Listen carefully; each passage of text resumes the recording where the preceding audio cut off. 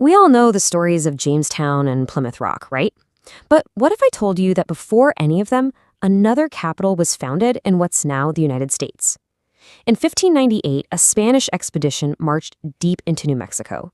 And this isn't just a story about exploration.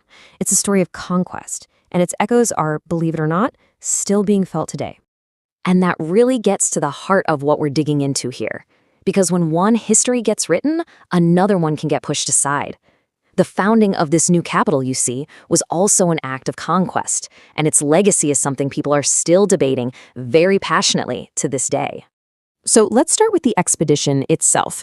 It was led by a pretty wealthy mine owner, a guy named Juan de Oñate. Now you have to understand, this was not some small scouting party. No way. This was a massive, full-blown colonizing force, basically a city on the move, designed to plant a permanent Spanish settlement right in the heart of New Mexico. And this whole thing was a huge undertaking. I mean, it took years just to get off the ground. The journey itself from central New Spain was the slow, deliberate march. It was a massive logistical challenge, all aimed at establishing a lasting foothold hundreds of miles north of anywhere they'd settled before. The expedition had 129 soldiers, but here's the key part. They weren't alone. They brought their families with them, and that tells you everything you need to know. This wasn't just about a military campaign. It was about colonization. They were coming to stay, to build houses, and to raise their kids in this new land. The scale of this operation was just immense. Can you picture it? 83 wagons rolling across the desert. These wagons were carrying everything they needed to basically build a European society from scratch, all the tools, supplies, and technology. And then you get to this number, and it's just staggering, 7,000 heads of livestock. We're talking cattle, sheep, goats, horses, you name it. And this wasn't just for food. This was a deliberate plan to completely change the economy and the landscape itself by introducing European-style agriculture on a massive scale. So you've got all of this. The soldiers, their families, the wagons, thousands of animals, all marching north for one big reason, to found a new Spanish capital. But as we're about to see, the story of how that capital was founded, well, it has two very, very different sides. From the Spanish point of view, this was a moment of triumph. On July 11, 1598, Juan de Oñate arrived at the Pueblo village of Ocayahuingue. He declared it the capital of the new territory and renamed it San Juan de los Caballeros. Mission accomplished, right? Well, not so fast. For the Tewa people who actually lived in Ocayahuingue, this wasn't a founding, it was an eviction. This quote really captures their reality. The first thing Oñate did to establish his new capital was to order the people who lived there to get out. And this just shows you the immediate personal cost. The Pueblo people weren't just forced from their homes. Their personal belongings were also just taken for the new colonists to use. They had to resettle across the river and literally watch as strangers moved into their ancestral village.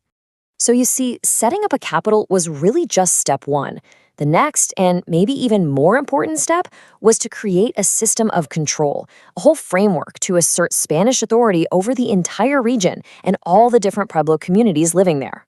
And a key tool they used for this was something called the Act of Obedience and Vassalage.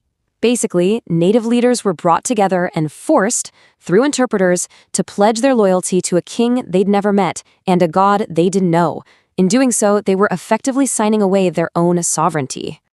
And for the Pueblo people, life changed almost overnight. Suddenly, they were expected to abandon their own spiritual traditions, to pay taxes in crops and goods just to support the colony, to work as a labor force, and to accept a whole new political system that was forced on them.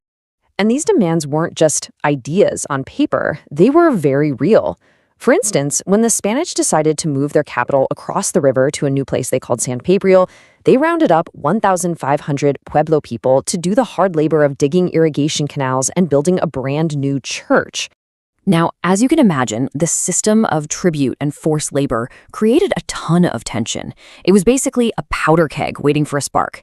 And that spark came at the incredible Sky City of Acoma Pueblo, which led to a violent and really tragic turning point. So as winter was setting in, the Spanish colony started running low on supplies. They sent a group of soldiers up to Acoma Pueblo, this amazing village built on top of a giant mesa, with a simple demand: give us your food. But here's the thing. The Akamas were facing the exact same problem. They needed their stored food to survive the winter, too. Giving it away just wasn't an option. So they refused. It was an act of survival and an act of resistance. The situation escalated quickly, and in the fight that followed, 11 Spanish soldiers were killed. Oñate's response was swift, and it was brutal. He ordered an all-out war on the pueblo. The attack that followed, known as the Acoma Massacre, was a horrific event that would define Oñate's legacy forever. So, here we are, more than 400 years later, trying to make sense of all this. How do we remember these events? It probably won't surprise you to learn that the legacy of Juan de Oñate is just as complicated today as it was back then. Was this man a founder, or was he a conqueror?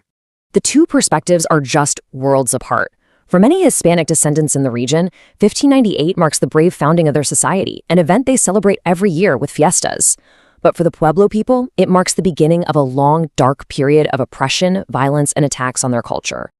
And this isn't just some old historical debate. When the 400th anniversary came around in 1998, all of these tensions just came bubbling right back to the surface. Even the official description of the commemoration admitted how divided people were, calling it celebratory for some and controversial for others. That really tells you something, doesn't it? Which leaves us with a really powerful question to think about. How can one single event in the past lead to two completely different coexisting histories? The answer, I think, tells us a lot about memory, about who gets to tell the story, and about what the word founding truly means.